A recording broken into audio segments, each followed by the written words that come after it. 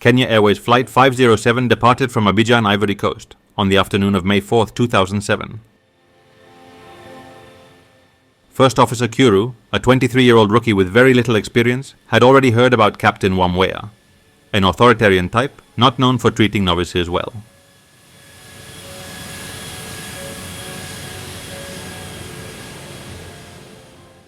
After an incident-free flight from Abidjan to Douala, the largest city in Cameroon, Flight 507 taxied to the parking area and passengers disembarked. The first officer got a taste of what it's like to work with Wamwea. Aggressive comments and rebukes to every question he asked. And he still had the second leg of the flight to Kenya ahead.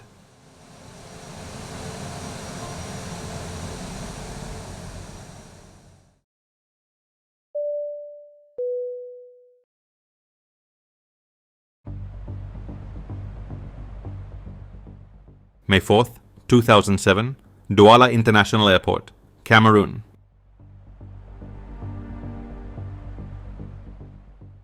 Since the arrival of Flight 507 at the airport a few hours ago, the weather had worsened significantly, with heavy rain and a thunderstorm very close to Douala. Flight 507, scheduled to depart at 11 p.m., had already been waiting over 30 minutes for the weather to improve.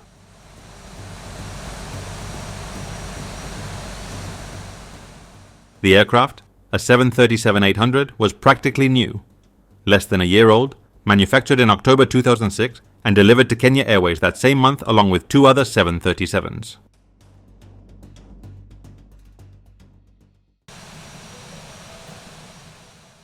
Kenya Airways had long been one of Africa's most respected airlines.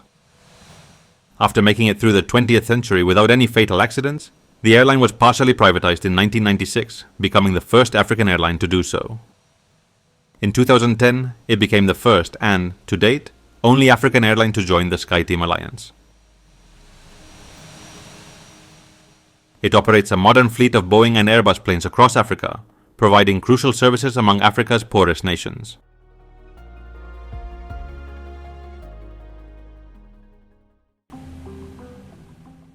In command of Flight 507 was Captain Francis Wamwea, 52 years old, with 8,600 flight hours. Joining him was First Officer Andrew Kuru, only 23, with less than a year of flight experience and a total of 800 flight hours.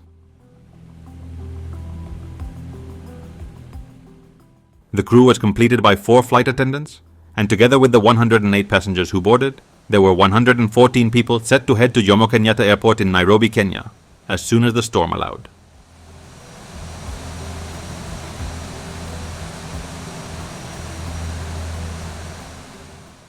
At 11:50 p.m., the first officer leaned toward the front window to observe the amount of water splashing into the puddles, trying to gauge the storm's intensity.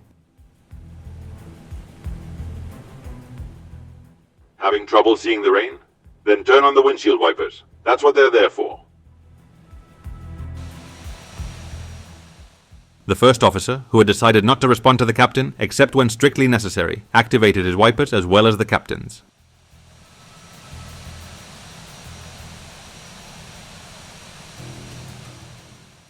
At 11:54, the captain took the radio to request clearance to move to the runway, despite communication being the co-pilot's responsibility.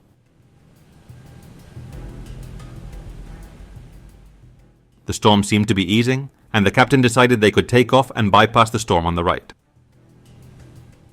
The controller granted permission, and they began taxiing to runway 12.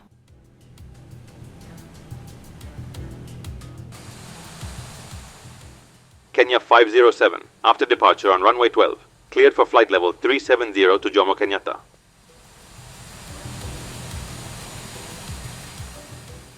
Roger, cleared for 370 on departure.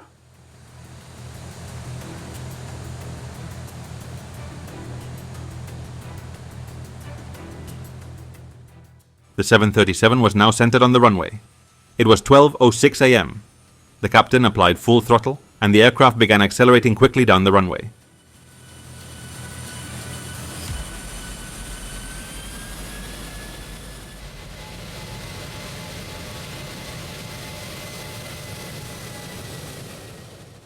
The flight, which had started hours earlier in Ivory Coast, was now taking off for its final leg on the morning of May 5th.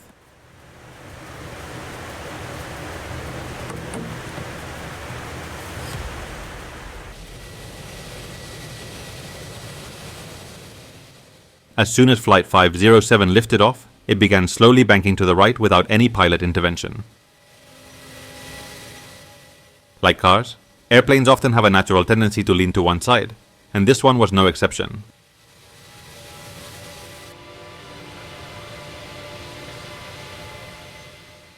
The rightward bank was attributed to an inherent asymmetry in the wing design.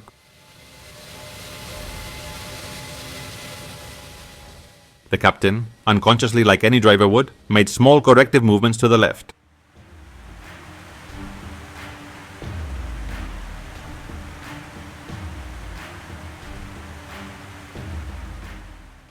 Meanwhile, focused on avoiding the storm, the captain asked the co-pilot to set a heading of 139. After the first officer confirmed it, Wamwea ordered the autopilot to be activated and released the controls, expecting the aircraft to handle the situation automatically.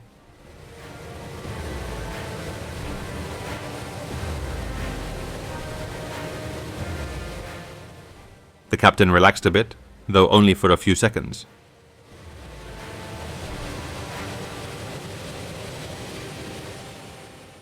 Two minutes after takeoff, in the pitch darkness with no light to guide them, the bank angle alarm began sounding in the cockpit. Bank angle, bank angle, bank angle, bank angle.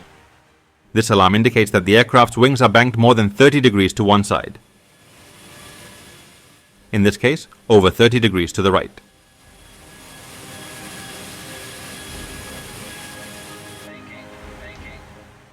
The captain jolted and made a sharp turn to the left, followed by another to the right, unable to correct the bank angle. He turned left again and immediately after to the right.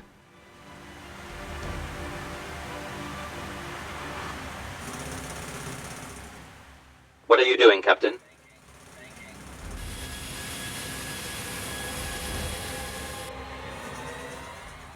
At that moment, the captain realized the autopilot wasn't engaged. He pressed the button, hoping the plane would level itself, but the alarm kept blaring as they continued banking sharply to the right. Bank angle, bank angle. The aircraft began to descend as it turned. The captain kept repeating the left-right movements. This wasn't solving anything. The autopilot also couldn't do its job while the captain continued moving the controls so abruptly.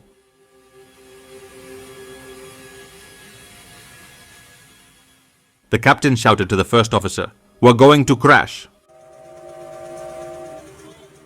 while the co-pilot kept saying, "Left, left, turn left." Seeing that the captain was still oscillating the controls back and forth, the co-pilot decided to turn his controls to the left himself. It was too late. The plane was nearly inverted, descending at over 500 kilometers per hour.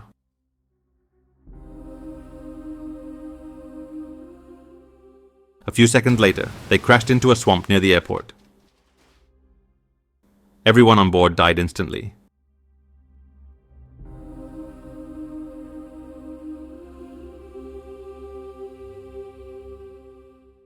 No one would realize Flight 507 was missing until after 5 a.m. At that moment, a search began that would last 2 days. The wreckage was found just 5 kilometers from the airport.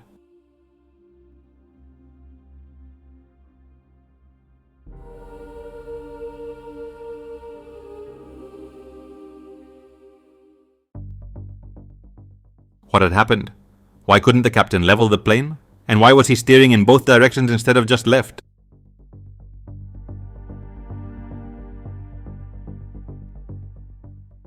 The investigation, conducted by a special commission formed by the Cameroonian government with local and foreign experts, revealed that the main cause was spatial disorientation in the turn.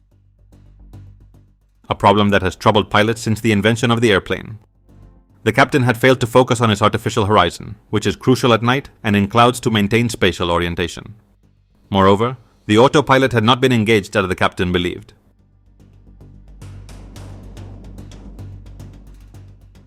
Instead, the plane was banking right until the bank angle alarm sounded, shocking the captain.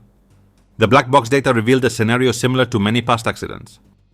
Nearly every aspect of the flight indicated a classic case of spatial disorientation during a turn. Spatial disorientation occurs when pilots cannot distinguish gravity's pull without visual cues. Pilots flying at night and in clouds must closely monitor their artificial horizon or attitude indicator to maintain a correct mental picture of their orientation. They're trained to trust their instruments over the internal balance system, which can deceive the brain without a clear horizon. When the captain asked the first officer to engage the autopilot, he received no response. It's likely that the young, inexperienced co-pilot, overwhelmed by the captain's attitude, the storm, and the new heading to avoid it, simply didn't hear the captain's instruction.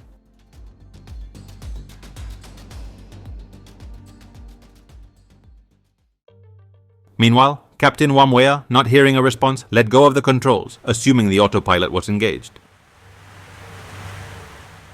The aircraft began drifting to the right, unnoticed until the bank angle alarm sounded.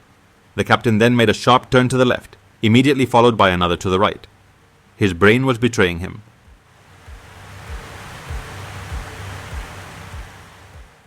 When an aircraft begins a slow bank to either side, neither the brain nor the body perceives any movement.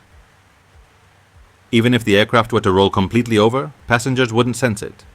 And no, papers or water wouldn't fall as some might mistakenly imagine. Returning to the captain's struggle, without a clear horizon to indicate the plane's orientation, the alarm blaring, and his brain unaware of the drift, the captain's instinctive leftward control inputs registered incorrectly, making him believe he was banking in the wrong direction. This led him to overcorrect by turning right, creating a series of disorienting jerky movements. Had the captain calmed down and focused on his artificial horizon, trusted his instruments, and ignored his physical sensations, the plane would have recovered on its own.